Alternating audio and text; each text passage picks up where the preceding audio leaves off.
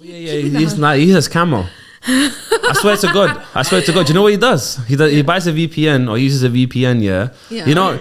No. Wait. Ask him how much he pays for his YouTube Premium per month. Ask him. Yes. 0, obviously. No. It's still a scammer though. I pay, but it's normally $50.99. I pay cheaper.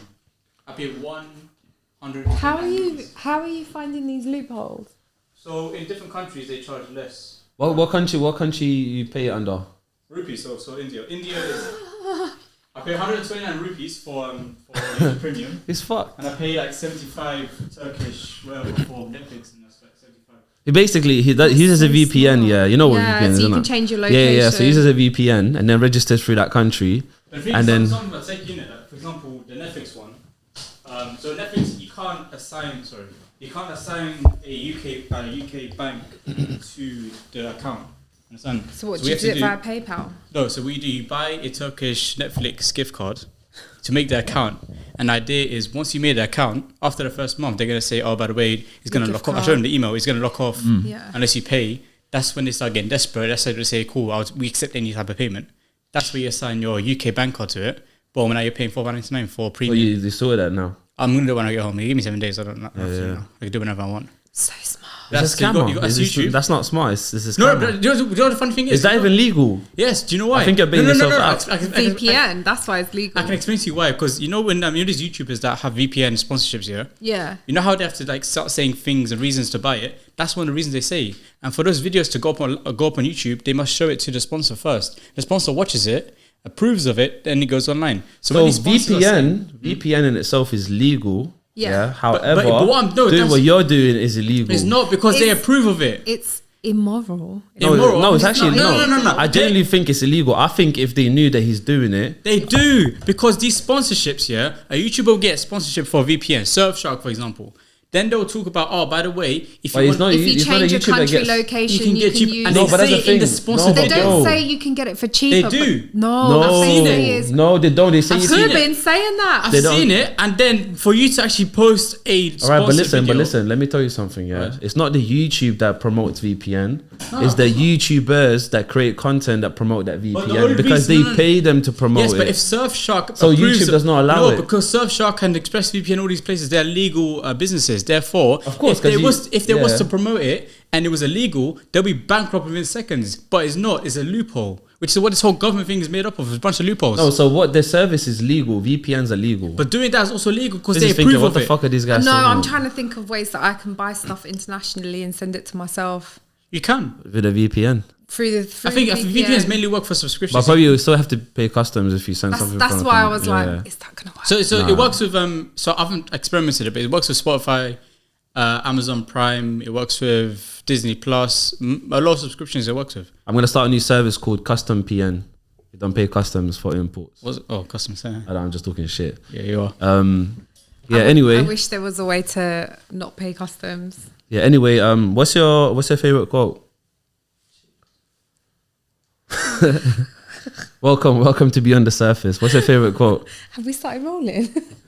No, we've been rolling. That's how we do, you know. We catch people off guard. I don't think I have a favorite quote. You don't? No. All right. What's a quote that stands out for you? Or what's like the last? Yeah. What's the most interesting quote you've seen? Do you even read quotes? I haven't read a book in a while. But it doesn't have to be a book. Like there's quotes are everywhere. Instagram. Well, yeah, like Instagram quotes, but I can't retain information anymore. I think I have Alzheimer's. Yeah. Yeah. Early stages. Early stages. Oh God, let me not put that out there in the universe because no, you don't. What if it's true? I find this video so sad, man. You know, I've seen this trailer. Yeah, I've seen this ad. Sorry, for example. Yeah. It was of this woman. She was sitting next to a guy at a bus stop, innit? This old man. And he started talking to her, and she was acting like he was a stranger. Like, she was answering questions, whether like, oh, no, not like I don't want to talk to you, but more so like, oh, what was he asking me? Why is he asking me these questions? And at the end of the ad, she was like, okay, Dad, let's go. It's our boss. Bro, that one hit me. Oh, yeah, I've seen that one. Have you seen it? Bro, that one hit me. Those ones. But I've seen other videos of adult children sharing conversations they're having with parents who have Alzheimer's. Yeah, like there was another guy that I saw years like ago. That. This one hurt me the most. I saw his video. There's a real one. It's not an advert. It's like a real video. He was interviewing his mum.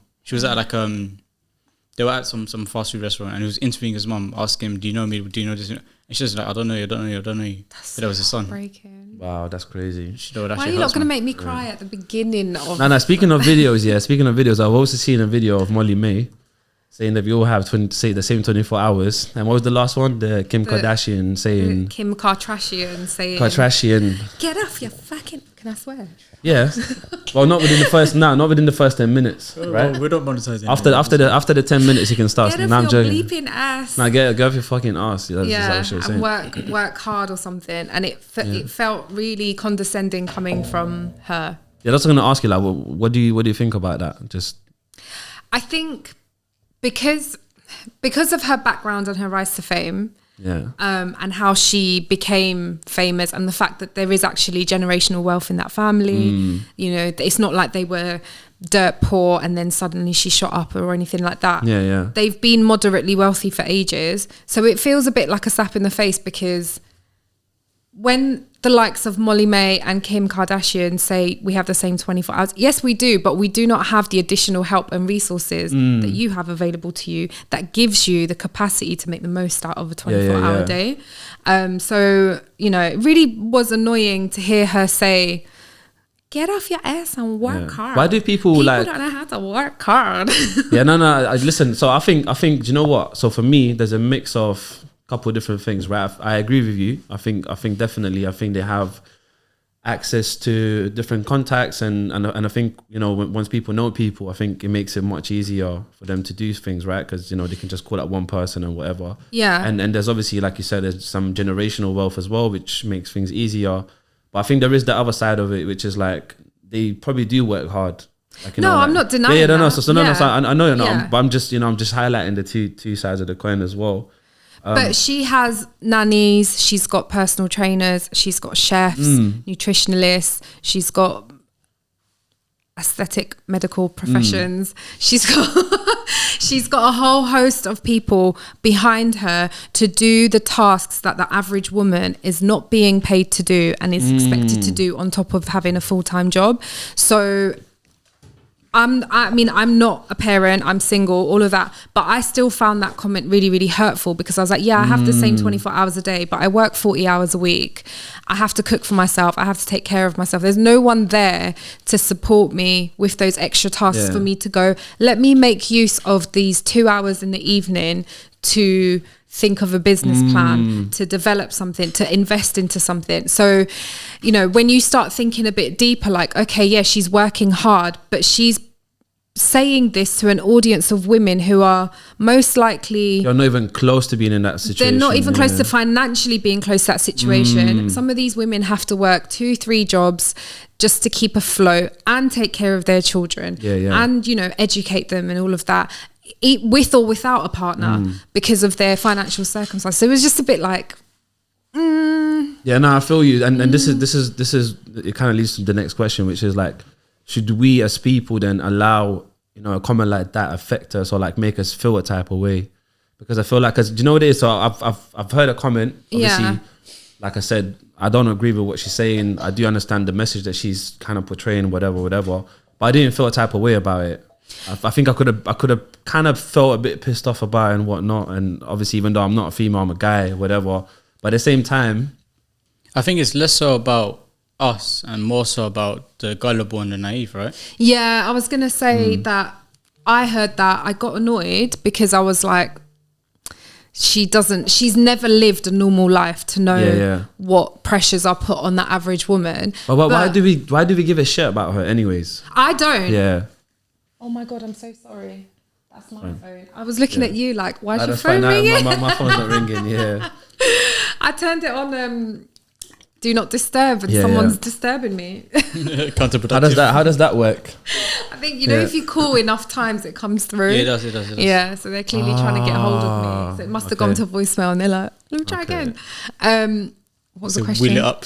Yeah, no, I was saying, like, why do we give a shit? Like, why is it that we care about what she's saying anyways. Like maybe I personally don't, but like Aladdin said, there are people out there who are more impressionable, and when you look up to someone who, regardless of who that someone is, if they told you, and there have been cases of this, to go and eat grass, you will go and eat grass. Trump told everyone to go eat Tide Pods or something like that. Trump told I just mean like influential people, like religious figures in communities who literally have told people to cleanse themselves by eating grass, and then those people became really, really sick. But because they look up to this person, they're going to believe everything that they're being told. They think it's encouraging. They're like, oh, you know, maybe I can be like this person if I do what they do. The reason why everyone's so interested in what celebrities do is because we aspire to be like them. There's always going to be, even if you don't buy into the whole celebrity, there's always going to be one person that you really look up to for whatever reason. Mine is Jennifer Lopez.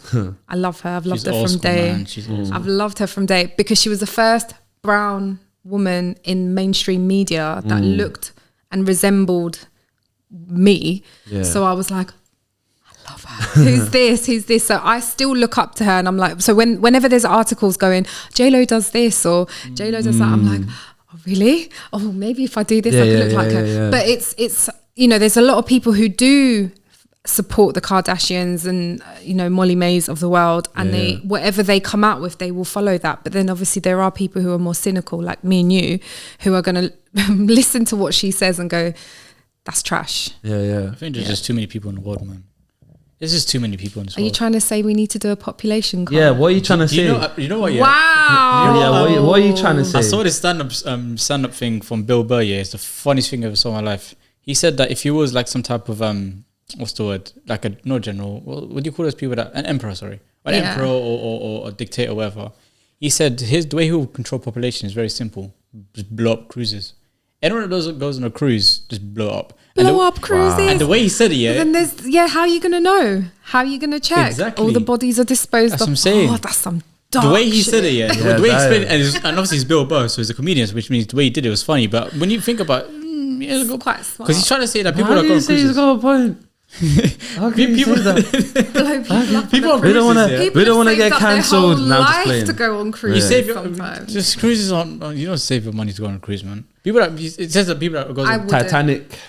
I'm saying But some people. Apparently, Titanic's a conspiracy theory that some of the most powerful people were on that. you know. I think on that my ship. granddad. And I did not know that. did you not hear about that conspiracy? That No. that it was sunken on purpose, and all the most powerful people were on that first cruise on Titanic, and And they wanted them dead.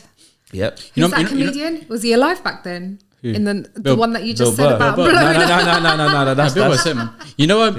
that's when You know my granddad. Yeah, my granddad was actually he was alive around the time that Titanic got whatever, and they kept telling him, like, he kept telling them, oh, he's gonna sink. But what are you doing? He's gonna sink. He's gonna sink. Like, he probably tried to convince them.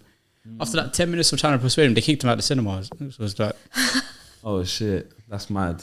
They just beat him out. Said you can't be in there. when I read up for the first time, I killed him. I'm sorry.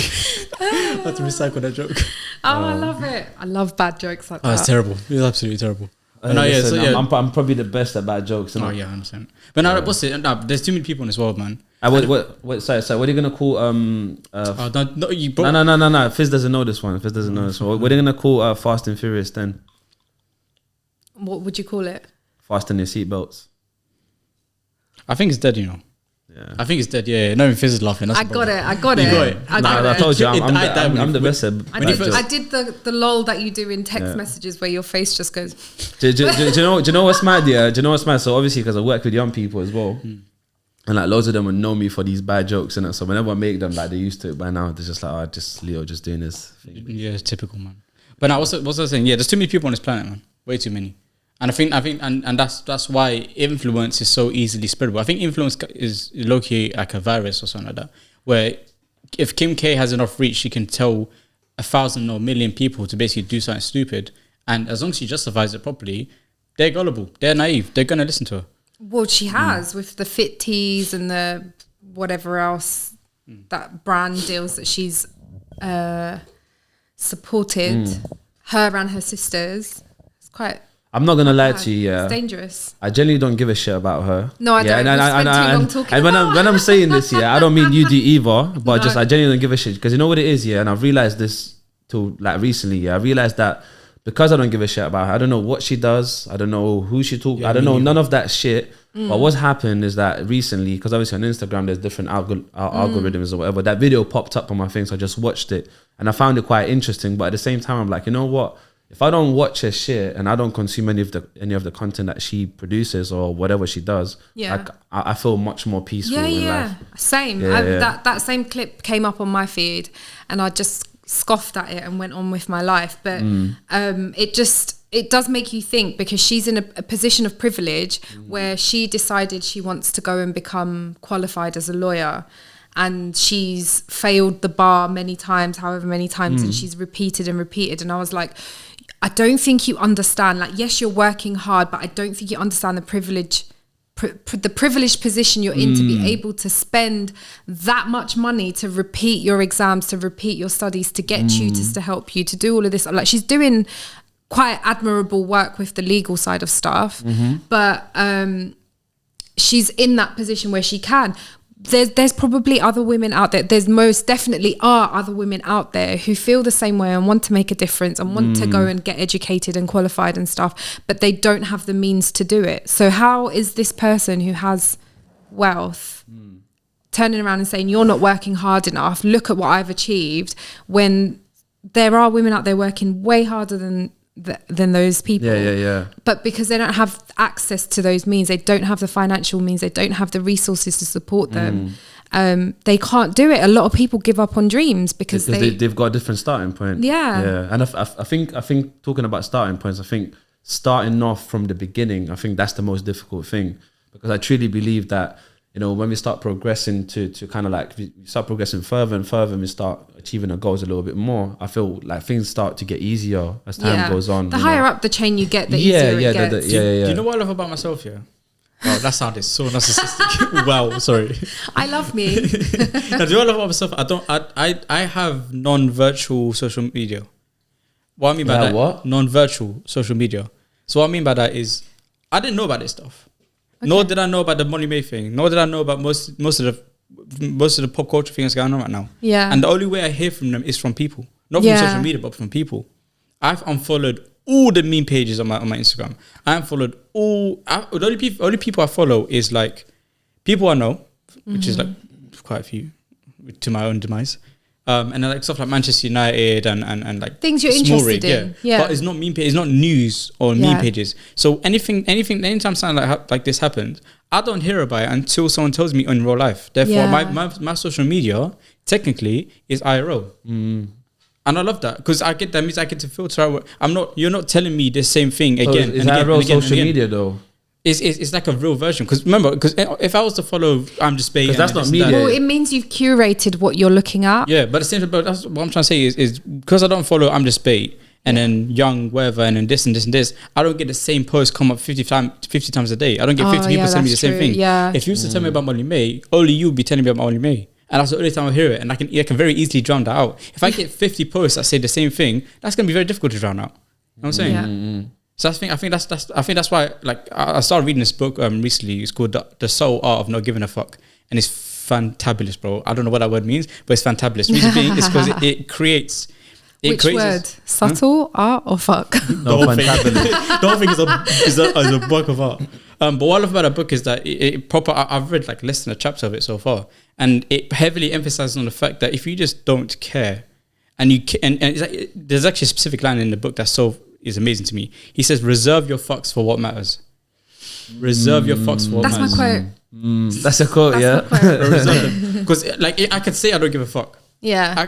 Someone can come around and diss my mum. Yeah. And if I don't give a fuck, then that's where I get to reserve it and choose to put towards that and say, you know what, that's not gonna run. No one's gonna disrespect my mum like that. But if someone starts talking about Money Bay saying this, I can reserve my fuck to not give a fuck about that. You literally tune it out because you're like, I'm not interested. And the lack of social media that I get means that I get to filter as much as I want. Yeah. I've heard about the Molly May thing from maximum, I think, 2 people. That's good. And it was just easily filtered. Easily. But when I start following, because the way I used to see meme pages is just poison. It's a stupid amount of poison. And you're just constantly consuming on repeat. Imagine 50 meme pages. All of them post like 10 posts a day. I follow meme pages for actual memes. Yes, like but then comedy memes. Yeah. But when they start to post news or they start to post girls twerking in bikinis or something. But they're gonna do that regardless because that's what get the numbers up, that's right? when I end up unfollowing. Yeah, I'm saying, because I'm like, this isn't the content I came for. But like what you've talked about is curating what you look at and being responsible about what you're feeding yourself. And I've said this before in other in our like Growing Up British podcast when we were talking about social media, that there is a responsibility that lies with the person posting stuff to be sensible about what they're posting. But as a consumer, I need to be responsible for what I'm choosing to look at. So it's a double-sided coin. I get when people say things like, social media's made me feel. I get that too. There are times when I feel incredibly insecure because I've gone and looked at something and I'm like, oh man, it could be anything. Something that I'm coveting, something that I'm desiring. I've looked at it and I've gone, oh man, I really wish I had this, or I really wish this was like this for me. But that's the thing. But who gets to decide? So you've looked at it, but who gets to decide how you feel about that? Well, yeah, that's down to me. Then it's my responsibility to go, hold on a second, this isn't making me feel good. As if this is not something that I'm willing to go and do something about, or I don't have the capacity to go and do something about to achieve whatever this thing is that's dangling in front of me. Why am I concerning myself? Let me not look at this. So I've unfollowed. I do that regularly. I go through, and anytime I see something, whether it's like real life people, celebrities, whatever, brands, if it's making me feel negative consistently over time, I unfollow it, because I have a responsibility towards myself. So that's the question, does it make you feel a certain type of way, or do you make yourself feel a certain type of way about it? Because I would debate. So I'm not saying you don't have a point. So I think that is true. I think people can look at certain things and feel a type of way about it. I'm not saying that doesn't happen, but what I'm saying is like there can be person A and person B, where person A will look at it and not feel anything about it, and then person B will feel a type of way about it. Yeah. So like who gets to decide, how we feel about something? I think it's all about exposure, man. How much and you it's exposed about I think it's a bit of both, because I think there's a lot that you subconsciously pick up. So depending on what you're looking at, so say if I'm looking at a post of an outfit, but the outfit wearer has a particular body shape or something, they look a certain way, that one picture in that moment could make me feel so crap about me, because I'm like, I could never look like that. But it's not just that one picture, it's a culmination of everything else around it. But the thing about subconscious is you build your own subconscious, right? Yeah. So I think this is the one thing I've been trying to do for the past several years, and that's train my subconscious to do whatever I want, not what it wants. Yeah. I think it's my subconscious, like for example, the whole, like you looking at, because I don't get me wrong, I get the same thing. I look at, I don't know, I'll look at a guy with a girl having a romantic whatever, and I think, okay, cool, I kind of want whatever. But the thing is, that stands out more to me as a bad thing, because I've trained my subconscious. My subconscious doesn't see these things regularly. Yes. Therefore, when it happens, it stands out like a sore thumb. Yes, but there's a lot of, in my opinion, there's a lot of things that feed into your subconscious. So things like the opinions and comments made to you by the people that you value, it holds a lot of weight. So for example, I don't know, if Leo said to you, he likes... Leo called me fat the other day. It hurt me for a total of 5 minutes. He did what? He called me fat the other day. He said I've never seen you. That? He said I've never seen you with a belly. That hurt me for a maximum of 5 minutes. What did I say? He said I've never seen you with a belly. Oh. Don't get me wrong. For that first 5 minutes. I feel like I'm facilitating couples therapy right now. No, that's me. So Leo is someone that I respect beyond anyone can understand. But it hurt you for 5 minutes because it stood out like a sore thumb, which means I was able to filter it out and get rid of it. But that's because that's something you've practiced, and this I'm hoping we'll get onto it eventually. But I was going to say, one of the life lessons that I really encourage people to think about is reflection. You've reflected, you've gone away, thought about it, and gone, it's not important to me, so I'm not going to feel hurt by what was said there. You may have momentarily, but you've done enough reflection and enough learning and enough growth in yourself to step away from it and go, yeah. It's kind of like what I said, I think it was last week, how long are you going to be a prisoner to the moment for? If that 5 minutes of me being a prisoner to the moment, I think it's about understanding that the moment is a moment. The moment means a short period of time that ends. That's the one inevitability of a moment, is that it ends. So once it ends, what is your emotion going to be after that? Do you want to continue an emotion that made you feel shit? Or this even applies to things that make you feel good. Yeah. Like stuff that I could be a prisoner to the moment for something that makes me feel good, and I make actions based on a mindset that is not prepared to make those kind of actions, and then I regret it. So how long do I get to choose to be a prisoner to the moment? I chose to be a prisoner to the moment for 5 minutes. I said 5 minutes and I'm done. Yeah. 5 minutes and then I was done. Simple But as for that. some people, that moment of realization that you had doesn't happen until much later. So it can build up for a very long, years 100%. Oh, and years and years, 100%. until it clicks. Like, actually, these are not my own opinions. These are something. These are things that I've collected over the years. So for me, I want the moment to be a prisoner to me. Come on. Yeah, like I think for me that's more. I think for me it's about empowerment, just in general. So I think, but that's story. just going back to like, you know, the whole like Kim Kardashian, Molly May thing or whatever. My thing is always like, cool, but what are you gonna do about it? When people realize certain things in life, like they realize it's like, cool, now you know this, like what are you gonna do about it? That's why I say what I say. The reason why I say this here, not because I'm saying, oh look at me, I'm doing this. No, it is possible. For me to now turn around and tell you this is amazing. Leo fully understands, because Leo's with me known for years.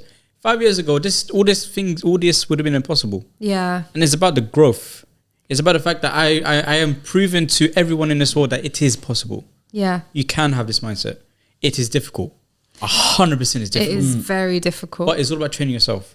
I'm not going to get abs in 2 weeks. I'm not going to get abs in 2 months. I can get abs in 2 years though. I think everyone's different. I think everyone's got a different journey to how they go into but everyone can do the same thing. And a different sort of limit of what they can do as well. And like, you know, the mind is a muscle. The more you exercise it, the stronger it gets. You may have a sudden realization about something like, oh, okay, I've realized that there's a link to me feeling like this because of these things. But the work that you need to do to undo it is not going to happen overnight, and it's going to that's take, what I'm saying. Yeah, 100%. But the thing is, what I find so fascinating is the fact that if I put a bullet in my head and I put a bullet in someone else's head, the same thing will happen. The same thing will happen to Logan Paul and Kanye West and whatever. If I put a bullet, bro, I'm a bit concerned about you because you're talking about putting bullets in people's heads, sinking ships, you put a bullet in your own head first, you ain't putting a bullet in anyone else. I understand how the science works. Okay. I'm trying to say, if there was a bullet in my head and a bullet in Kanye West head, the same thing will happen. We'll both die. Therefore, we're both human. Therefore, as much as we're not all the same, we all have similarities. Yeah. And that's enough for us to kind of make the same progress. If Kanye West can go from wherever to wherever, so can I. Yeah. If Cristiano Ronaldo can go from down to up, so can I. Because we are the same species. But the only difference is and that's all I need. You're doing your own way. Yeah, but but the mindset of that's all I need. That's the only validation. That's the only fuel I need in order to be motivated. That's the way you have to train yourself. The same 100%. thing. But there's something around putting people on a pedestal. Yeah. Right. So I think sometimes what happens is like people would put those people on a pedestal like there's something special, something incredible. That's the problem. That's the problem. People say that Cristiano Ronaldo is an alien. No, he had the same blood. Normal guy. He worked really hard and literally came and from he nothing. Proved it's possible. And for those who, that's all they need. But so that's why I said there's certain celebrities that we will look up to because of their life story, because of the way that they've grown, and despite what they started off with in life, they've made a success out of themselves, their story, everything. But it's the ones like the Kardashians that I have a problem with, because it's like, you were born with a silver spoon in your mouth.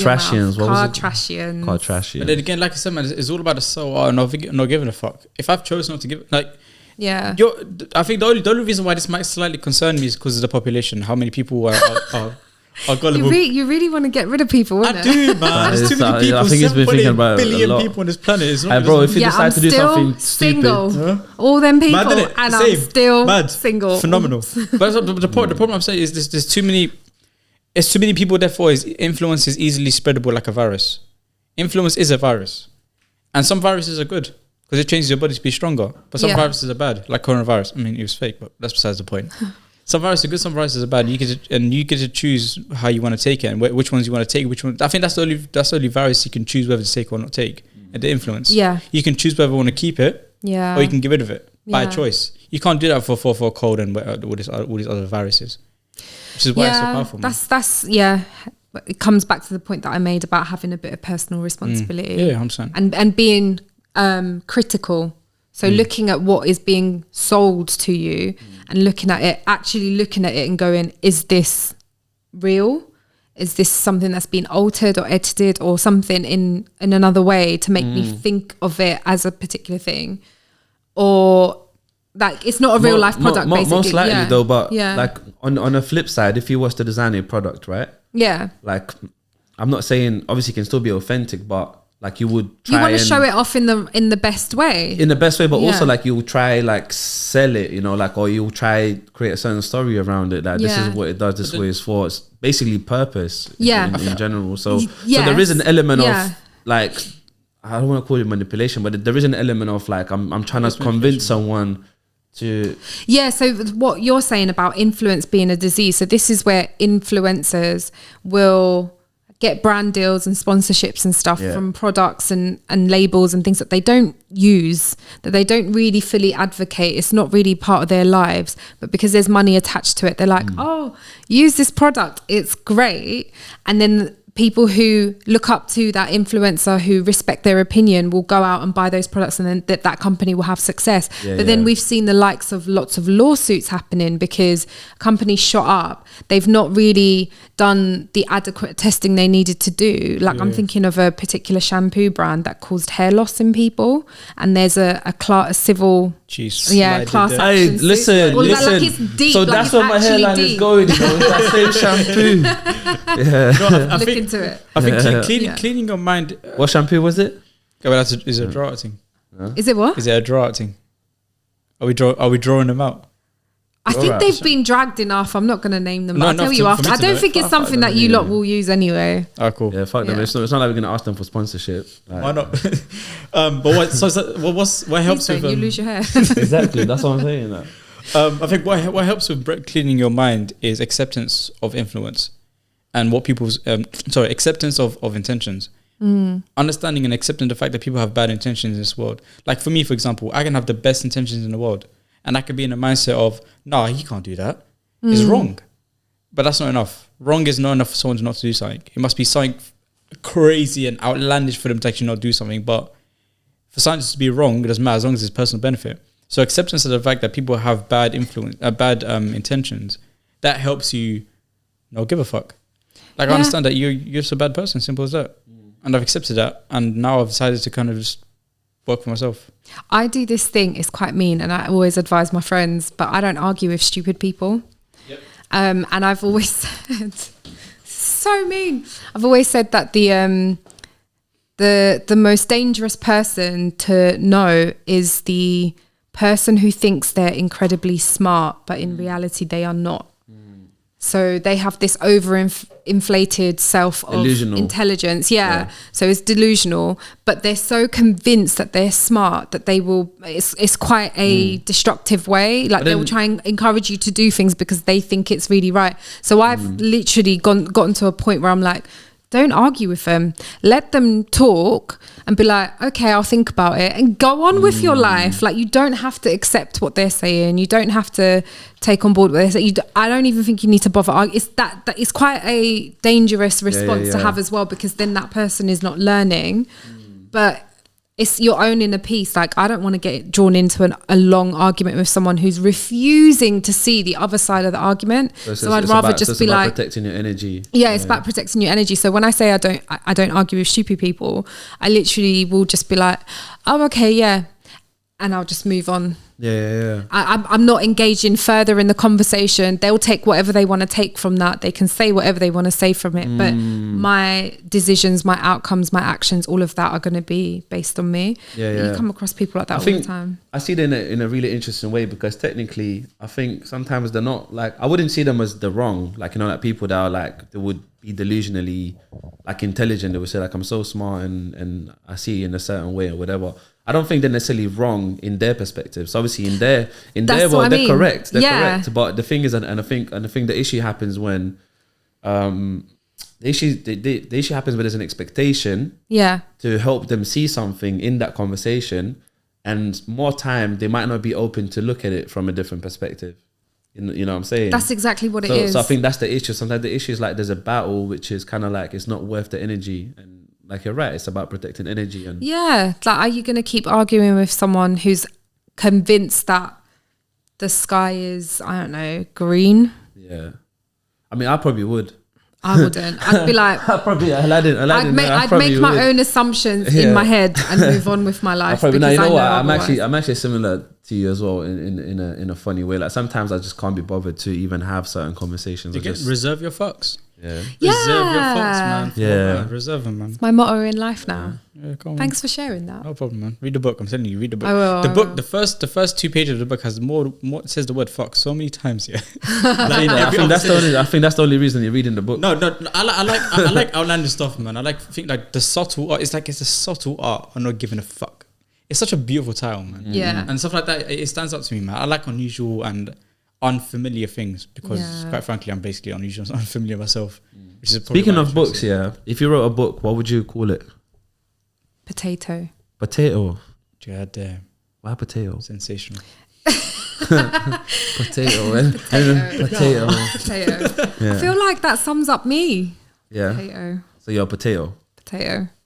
What does it mean to be a potato? Well, Spiritually. I say it in like a jokey way. Like when I'm in my most natural state, I look like a potato, like brown and lumpy. But then when I've got my outfit done, my hair done, my makeup done, I'll be like, oh, look at me, creamy mashed potato. You look like a French fry. Come on. I look like a French fry, like a sexy seasoned French fry. Yeah. But I say potato because it's probably one of the most versatile vegetables out there.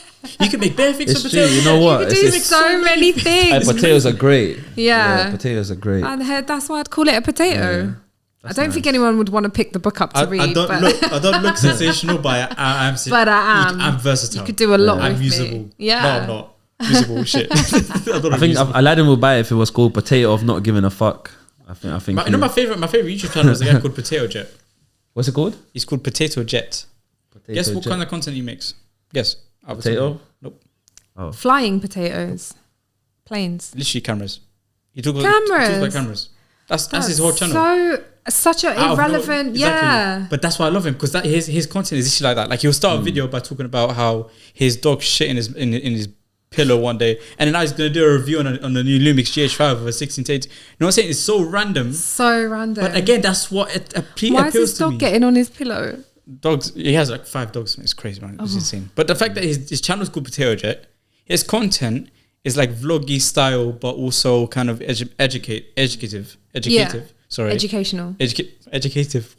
Wow. Education. Education. So like he'll start a vlog with the most random shit, and then he'll move on to like talking about like doing a camera review for the most recent like whatever. a tech review. Yeah.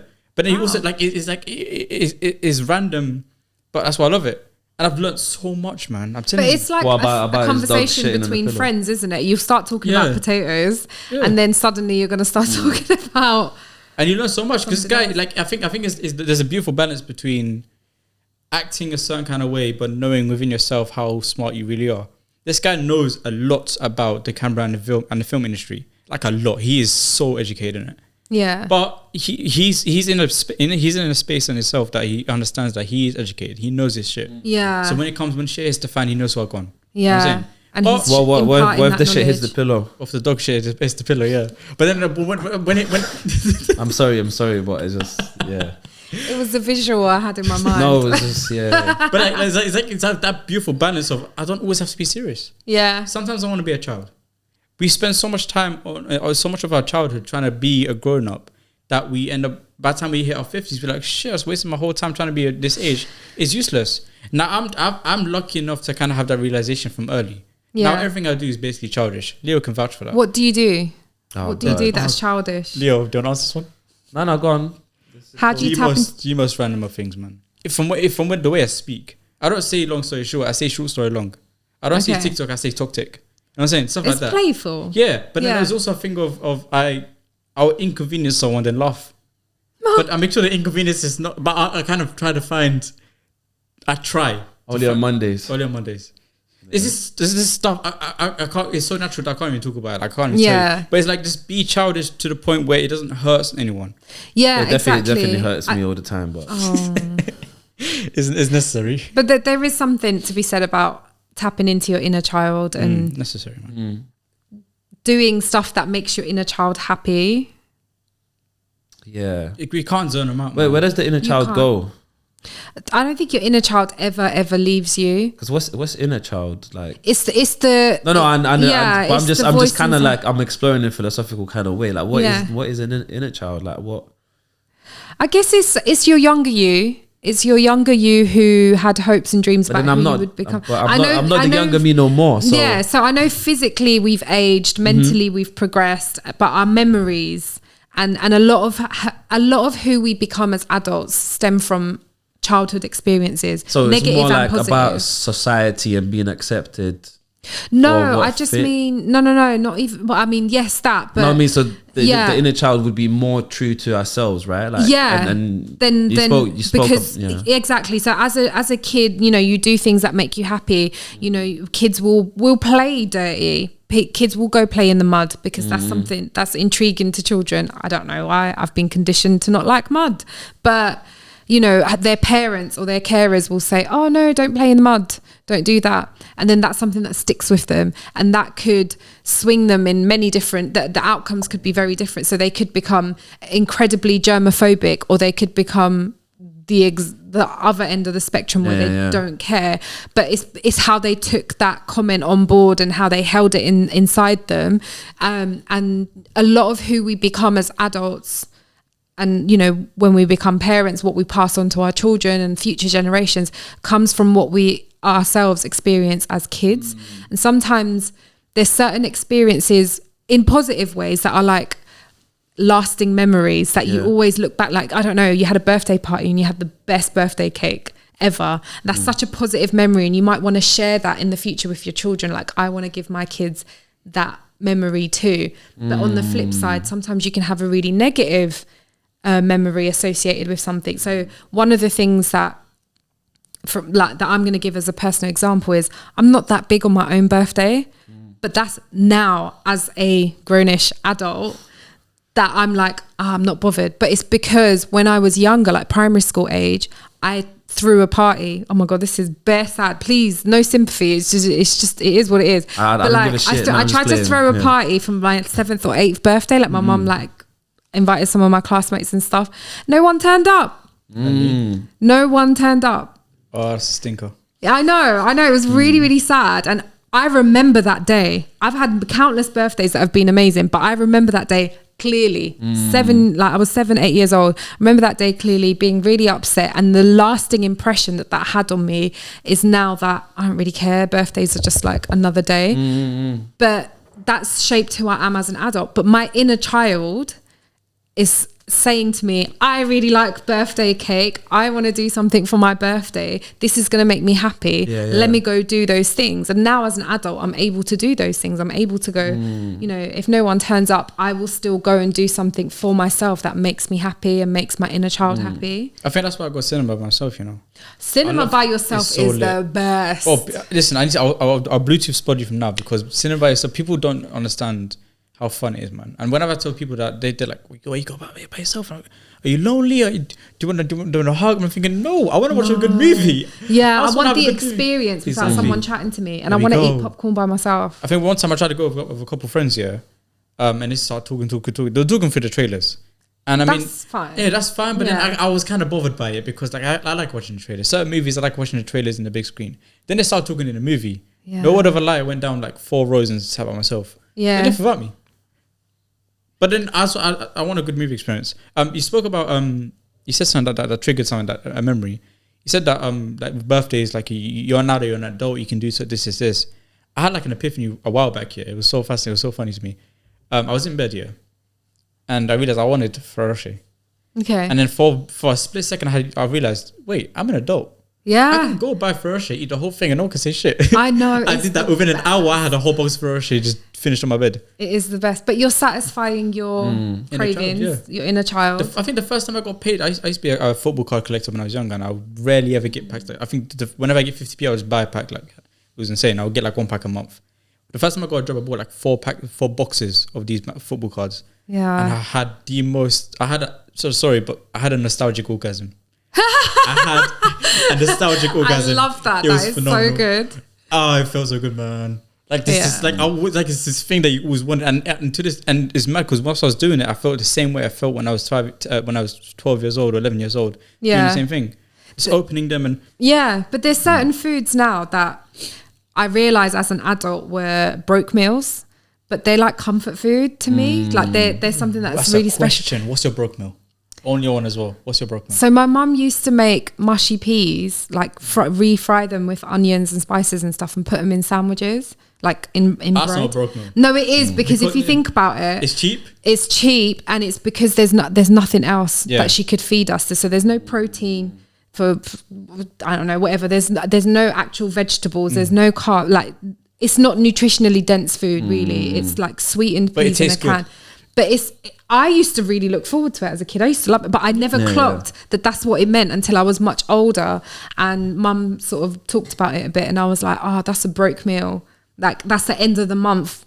My parents have run out of money. They've got the stash of cans, and they're using that to feed us. And I was like, oh, but I actually really enjoyed it. And I will purposely go and buy marrow fat peas in a can because I want to fry it up and have it in a sandwich. I think that's how a lot of these what do you want to call it, like third world countries have created flavor in their food because they've realized they ain't got enough to work with. All they have is like natural stuff, herbs and spices. And that's where all the seasoning and stuff like that, they've come from basically broke meals. Now all these Western world people are trying to like kind of capitalizing it. Which, I mean, they've been doing it for centuries. There's ain't nothing new in it. But I think broke meals is like one of the best things we can all relate on. Like everything Maroney's, we can all relate on the fact that we've all had broke meals that are actually sensational. That are the best. They're the best. It's like comfort food. It's like reminds you of home. It takes you back to a specific happy childhood memory. But that's the memory that your parents worked hard to give you. But the reality at that point was.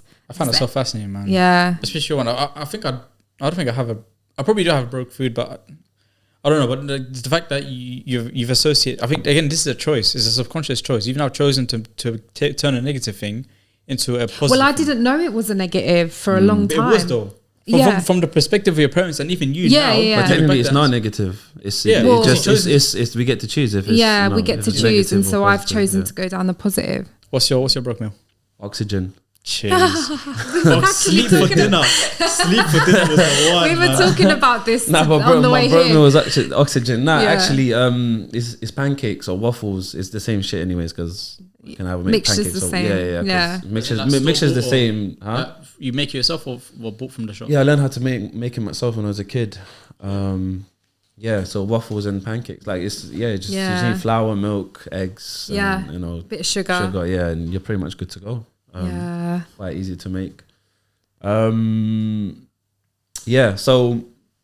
in terms of like boundaries and stuff, let's get onto that a little bit. Yes, diverted quite a bit. So boundaries. How do you shape your boundaries and how do you build them with people?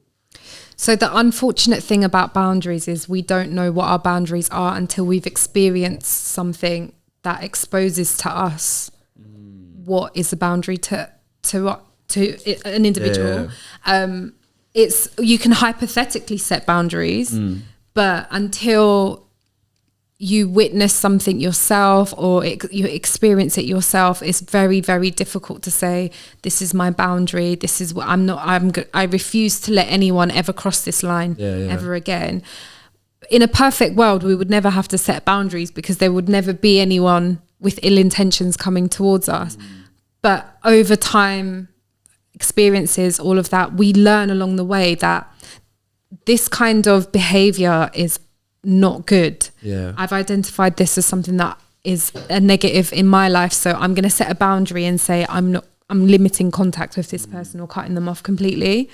So setting boundaries comes from negative experiences, sometimes positive. Sometimes you can say I've had too much fun and now I'm really tired, so now I know I don't want to bring skating into this because I could talk about skating every day, but I know that I could skate all day, like 8 hours. But you have to set boundaries because it's but I have to set a boundary because if I skated for 8 hours I would not be able to do anything the next day, and I wouldn't be able to skate the next day. So you're talking about boundaries with yourself as well, with and yourself also other people too. and other people. So I could argue that boundary discovering events are positive experiences. No, and again, I think it's more about being a presence in a moment. Are you talking about positive experiences or positive outcomes? No. Because an experience can be not pleasant, but the outcome can be I guess, positive. But then I think it also depends on what you associate with. I associate in the moment actions to outcomes, and outcomes are the main thing. Because you leave stuff behind, but it's what you take with you. It honestly depends on what don't experience get me wrong. Like if someone was to sexually assault me or whatever, they're cool. That experience would be bad. I don't like that. I don't want to happen again. Yeah. But if I've now chosen to understand that this is my boundary, I can now decide to have that as associate that to a positive experience, because now I know that cool. This is where I set the line. I can't go past it. Like Mo said after we finished filming last week. Mo was saying about how in your 20s, those years should be the ones where you find out your boundaries. That's where you should overwork and over this and over that and go nuts and go crazy, so that you understand when you hit your 30s, now you know, cool, I can't go past this. I shouldn't go past it at least. He's talking about personal boundaries in this personal scenario. boundaries, yeah. Personal boundaries. When it comes to other people's boundaries, that's a whole other thing. Because would you say, like, what would you say is the most difficult thing to do when, like, putting boundaries in place with other people? So I think it's incredibly difficult with certain relationships to put boundaries in. So I'm thinking about familial relationships.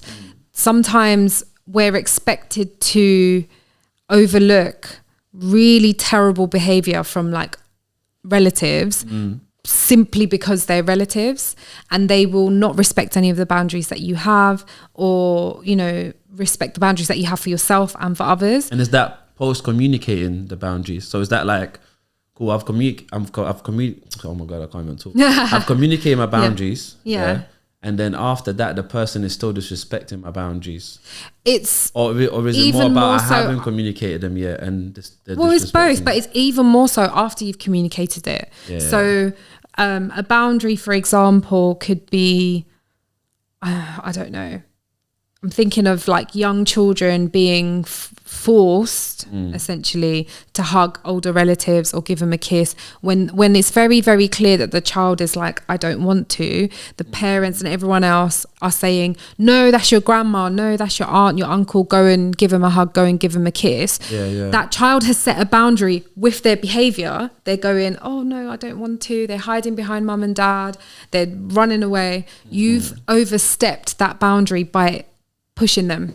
So now the behaviors you're building in that is not to trust your gut instinct, and you know you're sort of it becomes really messy, because then you don't know whether to trust yourself, or you know we place trust in authoritative figures that don't deserve it, because we were encouraged to from a young age to go and give that family member a hug or a kiss and stuff like that. But at which point do you draw the line? Because if I force my child to eat broccoli, is that good or bad?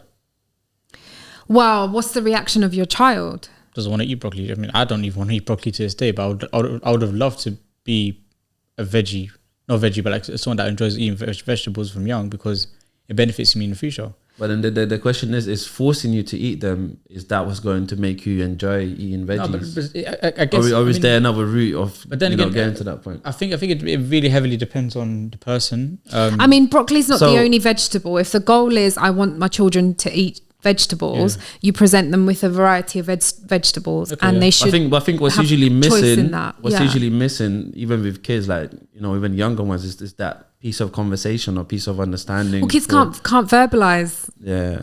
But I mean, like, from like what age? What age are we talking about? From there's so many other cues in terms of communication. It doesn't have to be verbal. Like, I'm thinking about my niece and nephew, who are 3 and 5 now, but from when my niece was 2, she would take time to warm up to new people. You know, people see a cute kid, they're like, oh, come give me a hug. She was like, no, thank you. No, don't, no. She'll hide behind her family's legs. On the flip side, I met a kid, so cute. This kid is so cute. Met a kid recently. His mum was skating. He was on the scooter, and his mum introduced herself to me, gave me a hug. The kid came running, hugged my knees, and I was like, I don't know you, child. But this is lovely. Like that, it's nice that you've given me a hug, but then I'm, as a stranger, thinking, oh, like, and you have that's boundaries. My boundary to say. So that's the thing. So I feel like most boundaries are not most. I think almost all of them are not written. They're unwritten boundaries. Things that we can't see. And I think And I think sometimes actually drawing boundaries with people that we know should be a bit more easy. I hear what you're saying about a relationship. Sometimes so difficult. But that's the thing. So I feel like sometimes I need to be more, well, we need to be more brave, because I am brave most of the time in drawing those boundaries. Recently, I've been really good at that. Yeah. I haven't in the past, maybe because I used to like value the relationship so much. I used to be like, I'm not going to draw this boundary because I don't want to ruin the relationship. Or like now I'm going like, you know what, actually, I need to draw this boundary because this boundary is for me. And if I'm better, everything else will be better around me. If you're happier, you can actually make other people happier. If you yourself are miserable, how do you do what you need to do to support others and things like that? So it does need to start with you. But boundary setting is a really difficult one. And I know I can be, this is where my reflection comes in. I know I can be a very mean person in the sense that depending on the relationship I have with you, I will set a boundary and you won't know about it and I won't tell you, but I've cut you off. Yeah. So it honestly depends on the relationship. So you know what? Though. So that's the thing. So that's going to say, I feel like sometimes that can be like you might be a bad friend, because, and the reason I say this is because obviously, like you said before, sometimes there might be some potential change that person could go through. Yeah. As an individual, but if they're willing to listen to, but you might not give them the gift of like knowing what it is. Yeah, and you but just cut that's them why off. I said it depends on the relationship. Yeah. If you value the relationship enough. Yeah. So if it's a long-standing friendship, things change over time. You've had a conversation. You've had several conversations. It doesn't progress. They're still doing the same thing, overstepping your boundary. Then I think it's fair to be like, I've said what my boundary is. Don't want this in my life. Bye. But I'm thinking more about acquaintances, strangers in your life, online dating. But it's the thing. I feel like that's more difficult. Going back to the point of like some boundaries are not written, so they're unwritten boundaries. So sometimes we can meet a person, but internally they could be going through something completely different. Yeah, and we might just cross a boundary by saying one or two words. But are you responsible for that other person and what they're going through? That's the thing. So no, but that's the thing. But then it goes back to the other point. So let me take us back to the point where, like, is Kim Kardashian responsible for how people respond to what she says?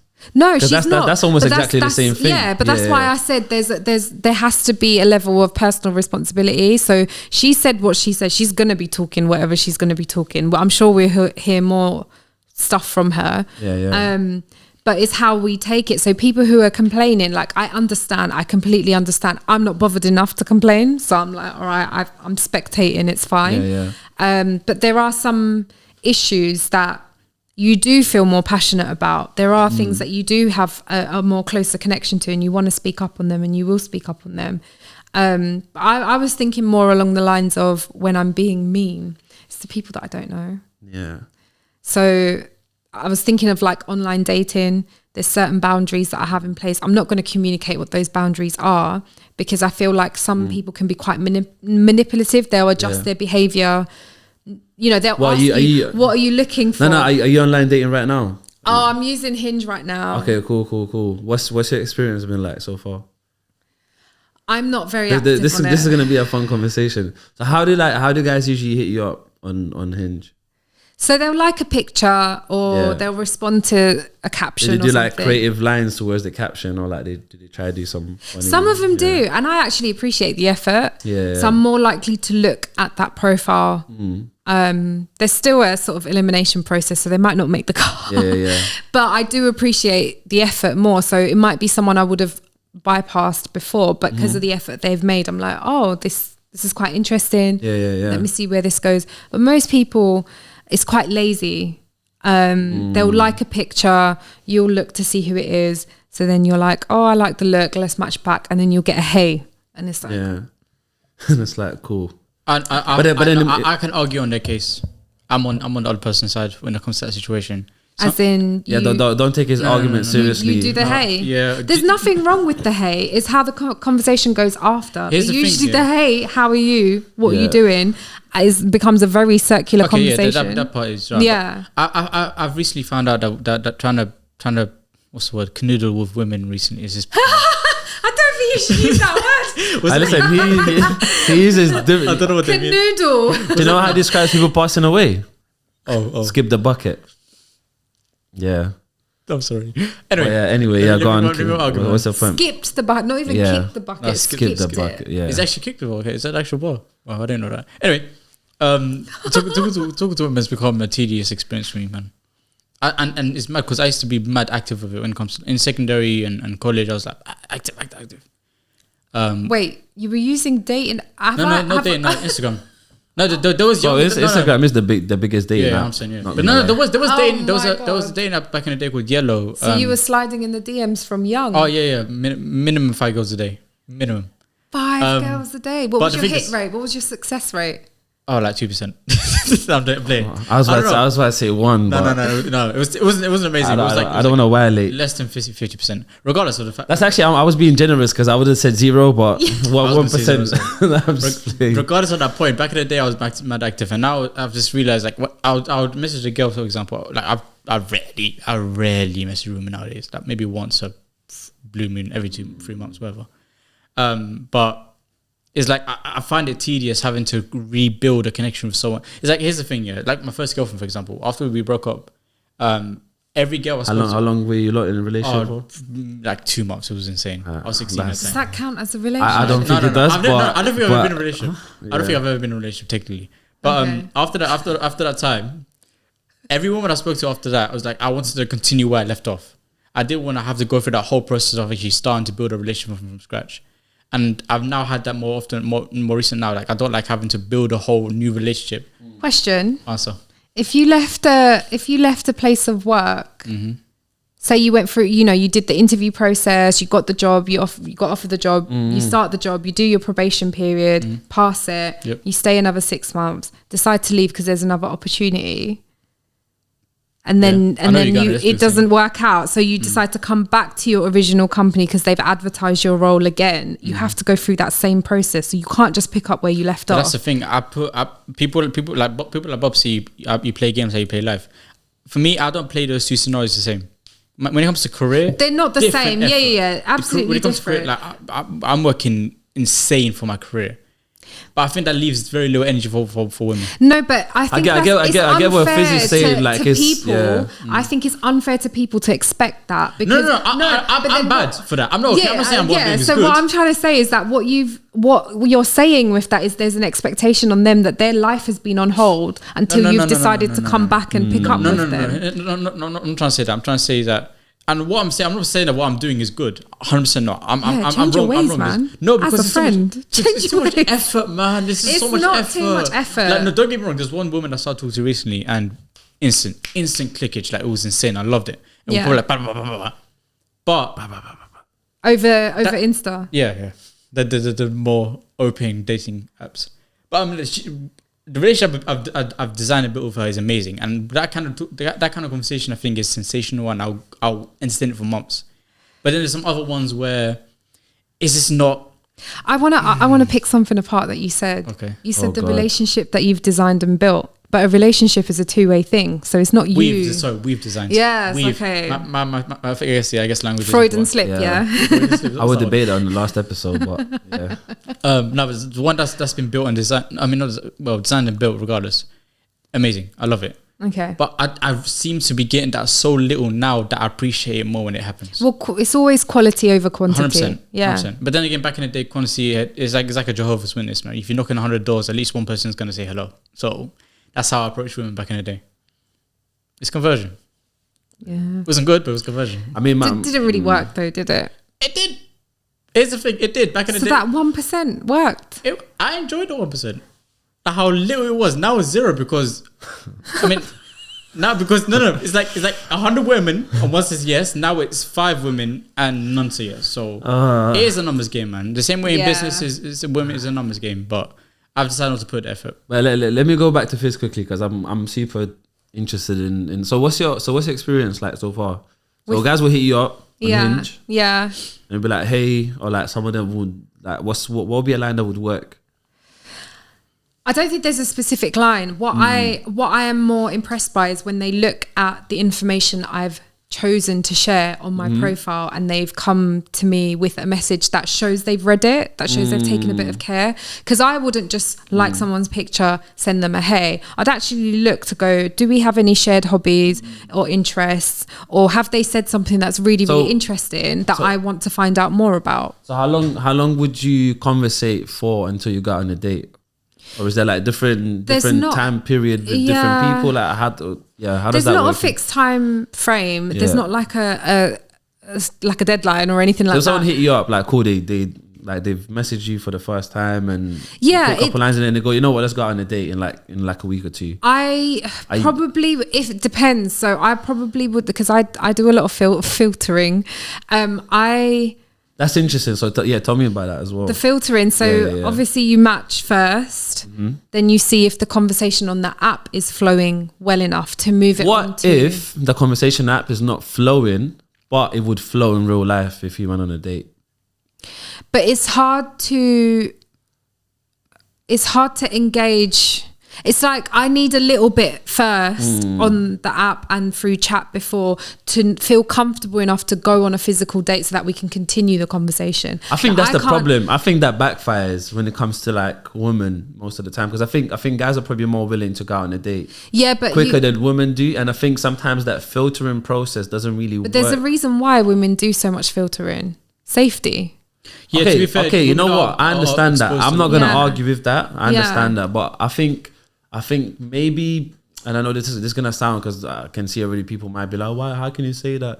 But maybe like I feel like maybe women could be a little bit more braver, and then I think that absolutely not. Girls, do not do it. Because what I'm saying. Let me say this: regardless if someone's done the filtering process or not, I don't think they'll avoid I'm sure there's loads of women out there who's done the filtering process, and they still met with some creep who was just weird as I don't know. Yeah, absolutely, it happens anyway, but.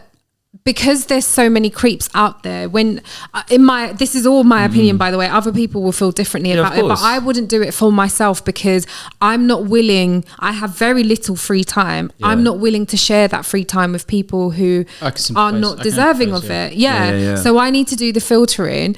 So that when I actually meet with someone in person and go on a date with them, it's more meaningful. I need to have those conversations with them to go, over text, how there's a lot that can be misread over text, so I try not to do the texting too long. I do try to encourage phone calls quite early on, so I can see how do they talk, how descriptive are they with certain things, how do they talk about significant people in their lives. You can pick up on a lot about a person. I think that's why certain guys who are not, let's say for instance, like into this whole thing of like messaging a lot or like just being on social media a lot, I think those are the guys that would not fit that market in general. Like possibly, it does need a bit of nurturing. Like online dating needs nurturing. You need to put time into it to get something out of it. But I personally wouldn't ever recommend to one of my friends, just line up dates with whoever you match with, because I think it does speed up the process though. I'm not saying they should go on dates with every single guy. But what I'm saying, like, if there's a guy who they've been talking to for like a week or something, and they're kind of feeling the conversation. Yeah, if it's going well. Yeah, like, but I don't think they should wait for 2-3 months to go. Oh, no. I think it's whenever it feels right. I'm not saying completely skip like the conversation part, but and just go out on dates with everyone. That wouldn't make sense. So I probably wouldn't. I wouldn't put a time frame to it, because I might match with someone on Hinge in the morning, have a chat with them on the app. They ask, can I take your number? I can give you a call at lunchtime. We chat at lunchtime. I'm like, oh, actually, this is a really lovely person. The conversation's going well. And then they say at that point, what are you doing after work? If you're free, would you like to meet up for dinner, coffee? I'm more like, because I've engaged with that person and I feel a level of comfort, I'm more likely to go on a date with that person than someone who's been messaging me for weeks with, hey, how are you? What are you doing? On the app, and it never progresses. That's the issue that I come across. So a lot of people don't know how to conversate. I know it's very difficult over text, but you're not encouraging it to move on from that. Like, if all your conversations are good morning, how are you? Do you know what it is? It might not be their fault. Like, they might actually be nervous or anxious or I'm not defending them. I'm just saying, like, maybe they're in a space where like they have layers as well, and once it's broken down, it might be different and whatnot. The combination of the comment is so effed up, man. A lot of men are tired of talking to women because it's a numbers game. We do so much and then we get rejected a lot. And women experience a lot of like bad people, and despite the fact that they talk to very little men, they still experience very bad and creepy type people. That as a combination is just terrible. It's just absolutely terrible. It's a formula destined to explode. I've got a question for both of you before we start wrapping it up. So there's this saying, so I'm not saying I agree with it or not, because like I feel like sometimes people take me out of context. Like when I say stuff, they think that that's what I think. It's not, I just say stuff. It's a disclaimer. It's a disclaimer. Not Leo's thoughts. You know what it is? I don't even get shit if I get cancelled anyways, but yeah. Obviously I won't get cancelled with this line. I'm just saying, just in general, I actually don't give a shit, because like it's not about me, it's about whoever's listening. Any publication is good publication, man. Just go nuts, yeah, because numbers up. So there's a saying that women hold the keys to sex, but men hold the keys to relationship. What do you lot think about that? It's a hard one, isn't it? Yeah, it's techie. Here's the thing. So like ultimately, women will decide who they have sex with. Yeah. But men will decide who they have a relationship with. And that's simply based on the fact that that the other person wants it more. Right? Women want more relationships a lot more, and vice versa for the whole sex thing. Like. Yeah, so I think it's if that's the line of thought that we're going down, which is women want meaningful relationships more than they want. Oh, that's his line of thought. No, that's what I mean. Like if we follow that line of thought, then yes, that statement is true, because then a woman is at the mercy of a man who's available for a relationship to say, I want to have a relationship. If his goal in life is just to sleep around and spread his seed, then he's limited. Heb said that. Spread the seed. Spread the and seed. And she said last time, you remember, she said, that's how you know we friends. Listen, I spread a lot of seeds. God damn. How many kids do you have? No, that's the thing. But I spread seeds of knowledge. Yeah. Into other women to create babies. Yeah. Not those kind of seeds, but. And that's how babies are grown. Oh, a lot. Well, if it's not even about spreading seeds. Some guys don't want kids. They just want to take a dip in many pools. Yeah, I think guys are naturally structured like that. I think that's what. Yeah, I think that's the nature of a man. However, I feel like that's the cop. No. But this is what I'm saying. Continue. This is what I'm saying. Yeah. I didn't finish. I think that's how they're structured. However, I think some men are much better at having discipline not to do so than others. A lot more now than before. Yeah, a lot more now. I think, and this is so effed up here, but I think it's because of Instagram and social media. Like as much as you get a lot of women, what's the word? Objectification, is that it? Yeah, objectifying women and stuff like that. You also it's become more popular to be a more respectful person. It's nice to see examples of real relationships, real happy relationships, because apart from Instagram and social media and celebrities, the only exposure we have to other people's relationships are our own, our parents, our siblings, and our friends. Having a good relationship has now become a trend, which is why a lot of people are doing. A trend. It should never be. I mean, it should always be the key. It shouldn't, but it is. Now it's a trend. But I like that it's become a focus in people's lives, and they're not willing to get into a relationship for the sake of being in a relationship. Is that strong enough of a foundation? What, to want a good relationship? Because it's a trend. Is that strong enough of some people that's what it takes, and the next you know you're doing mummy and daddy in suburban wherever. But sometimes that's their foundation, and is that I don't think it is a trend. I think people want to be in relationships. I think some relationships don't work out. And I think it's also a journey to get to a relationship people want to be in, because the way I see relationships, right, I see as stepping stones, so to get to the right relationship, because like people enter one relationship, cool, they might break up, but there's the learning that came from that relationship that makes them bring all of that learning to the next relationship. So I think eventually they get into a relationship where they're like, cool, like actually this is the relationship for me. Or some people are really lucky and they meet that person the first time and that's it. But I think it's nice that we can see positive examples of relationships. I don't think it's luck though. I think they have to work hard. I think a relationship they do have to work hard. Sometimes you meet that person sooner in life, and sometimes you meet them later in life. But what I'm sort of seeing, and I see it as a positive thing, is having a good example of what a healthy relationship looks like is important for people who haven't been exposed to it, for people who grew up in families where parents aren't together, parents are bickering, or they've not grown up with like you don't have to have a typical family, but I mean like a healthy, happy environment. So to be able to see that and to want that for yourself, I think that's positive influence. But obviously it does work in the opposite way. It could make someone feel incredibly bad about the position that they're currently in it's the takeaway that person takes from it. Either you look at something and go, I want something like this for myself and I want to do better, and this is how I'm going to do it. I'm going to reflect. I'm going to set boundaries. I'm going to find out about myself. I'm going to do all of this stuff. Or you can take it the other way and go, this is what I want for me, but it's not happening for me. And you fall into a spiral of self-pity and, you know, criticism on yourself and stuff, and you don't know how to pull yourself out. I have a question before we wrap up. I want to get both your opinions on this. Do you guys believe in soulmates? I do, but not like one-on-one soulmates.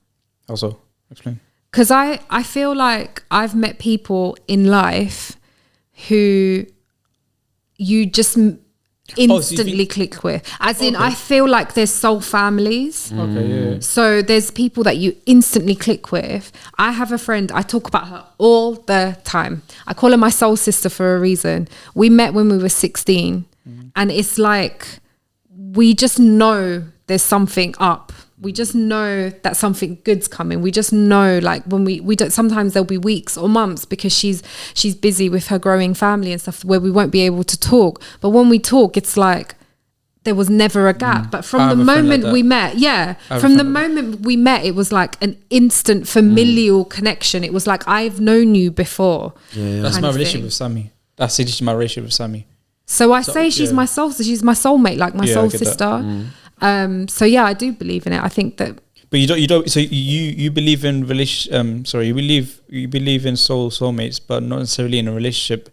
I believe in that too, but I think it extends beyond just one-on-one. So when someone says, you know, she's my soulmate or whatever, my niece is my mini me. She's my soulmate. Like she's So it's like she's me. In the mini form, and I love it. It's actually so much jokes, but I feel like although we belong in the same family, I'm like, I feel it. Like I know, I get you, you get me. We just know. And there's many friends that I've come across where I've gone, you're like family to me without being family, and it extends to their family too. And it's irrespective of things like ethnicity, race, religion, gender, all of those things. I'm like, that's chosen family. It's chosen family, but it's like, I know, I've known you. My soul has known you. Like in a past life or something. Not maybe past life, but like in a metaphorical somehow we're meant to, like, it's like your peoples, isn't it? It's your tribe. The energy's different. The energy's different. And then you meet people on the other side who you're just like, you're nice. There's nothing wrong with you, but I don't gel with you in the same way. We're not compatible. So not compatible. Like a G-Sync monitor with a Radeon graphics card. It's like trying to put in an iPhone charger and a Samsung in a simpler term. phone. In a simpler term. Yeah. Hopefully all the chargers are going to be compatible.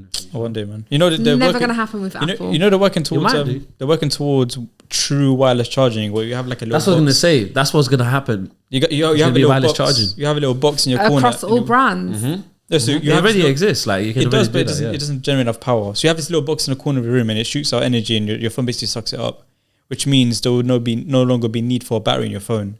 But right now, it's like for example, it's shooting out 20 watts of power, and by the time it gets to your phone, all your phone takes is 5 watts, but it needs 10 watts to function. That's what's happening. So they're gonna we're talking the next 30, 40 years. There'll be one of those in each lamppost and each pole or each wherever. And then you just never have to charge your phone again. Technology is hopefully in the morning someone can charge me up instead. You just press a button. It's called the sun. It's called the sun, my bro. Get some vitamin D. That's what I'm telling you. All I do these days is be outside. I'm on oxygen and sunshine. I don't eat food no more. No, that's not okay. I'm photosynthesizing. You're funny. Soulmates, yes or no? Yes or no? I'm not sure. No, I'm just playing. I think that's. I do believe in soulmates. However, I don't believe that sometimes we always get to meet our soulmate. So I think that's true. I think the soulmate does exist. Yeah. But it's just there's a chance that we might not. Yeah, there's a chance we might not meet the soulmate. So I think that's potentially an option. But yeah, I'm not sure how I feel about it in general. So what you're saying to me is Mr. Fizz is out there but might not come to me. Yeah. 100%. Breaks my heart. Yeah. Looking forward to doing so much with Mr. Fizz. Yeah. We love our 21st I mean, century love story. might be on Hinge, so might pop in your DMs today We'll or see. something. I'm going to keep trying. Yeah. Pop in my DMs. Yeah. Direct message, isn't it? I miss like how I met you stories, man. How did I meet you? I'll text you on Instagram. How did you meet Mommy at text on Instagram? Like, I want to actually, like, we went for the same newspaper, our hands touched, and I'm sounding bare feminine. No, but it's just a platform to put people together. But what happens after that is the story. So we got talking on Instagram, but then our first date was we went pedaling on the swan boats and the boat tipped over and whatever it is. Like there's a story that comes out of it. So there is more to be said. It's not just I met your mum on Instagram and bam, that's it. Married, babies. Yeah, what's more important, the story or the connection? The connection. The connection makes a story, right? The connection makes a story. I don't know. So what if the people got like the most amazing story of how they met, but the connection is shit? What's the point of that? But then what if you connected because of trauma? I see. Because that's not always a positive connection. But the connection is positive. The connection is positive, but the experiences that you relate on isn't. I see what you're saying. But is it then a positive connection? If conundrum. I didn't think about the type of connection, but yeah, you're right. God damn. Right. Yeah. That one. Cool. One question we're gonna ask you. And before we ask that question, we ask every single person. Huh? Before we ask that question, sorry. Is there anything you want to promote other than your t-shirt? Growing Up British. Woo! Woo-hoo. Yeah, check them out. An amazing podcast. I featured on there as well. Yes, you did. So check it out because of that. If I didn't feature on there, don't you shouldn't go to it. But no, but seriously, nice. It's really cool. Show us some love. Show us some love on there. And my Keep It Fizz page, if anyone's interested, my skating progress is up there. I did 5 parts of a year of flops. Oh yeah, I saw that. That's fun. Great fun. That was actually really fun to make. Yeah, not fun to go through because I was falling a lot. I love blooper roast, man. I love making blooper roast. I made a couple of blooper roasts. One for BTS. It's so funny. Oh, really? Yeah, man, it's so funny. You don't want to see it. I'll show you after. You'll love it. Show me. I made some. We need to delete that. Videos are so fun to make. It was great. But no, that's it. But yeah, our signature question is: when you get a chance to say something to the whole world, 7.8 billion people, which is obviously going to change all the time, so there's no point. No, right now it's 7.8. It's going to stay 7.8 to the whole world. What would you tell them? Fuck. Not that. I'm going to say one thing to everyone. Okay. Let's put that in the real, innit? What would you tell them? Fuck. God, what do you say to that big of an audience? What are they going to do with that information?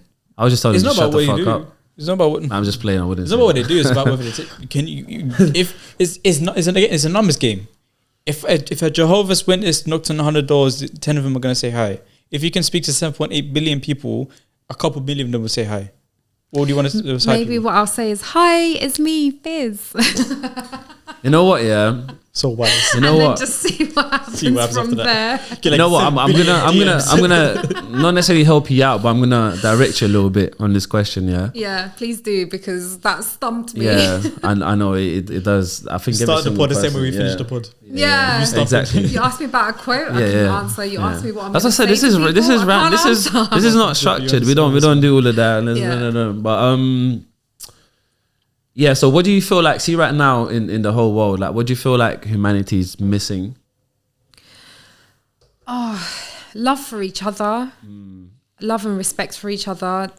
What we've seen lately is appalling. Like to think that lessons haven't been learnt from history repeating itself, and we're still here with the same issues.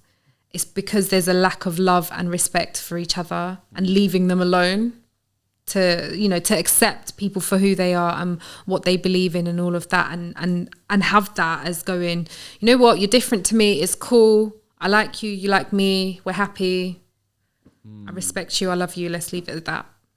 That's a beautiful message. I know. Maybe that's what I need to say to 7.8 billion people. Yeah, I think that's right. Yeah, tell people you love them. Yeah, I think that's right.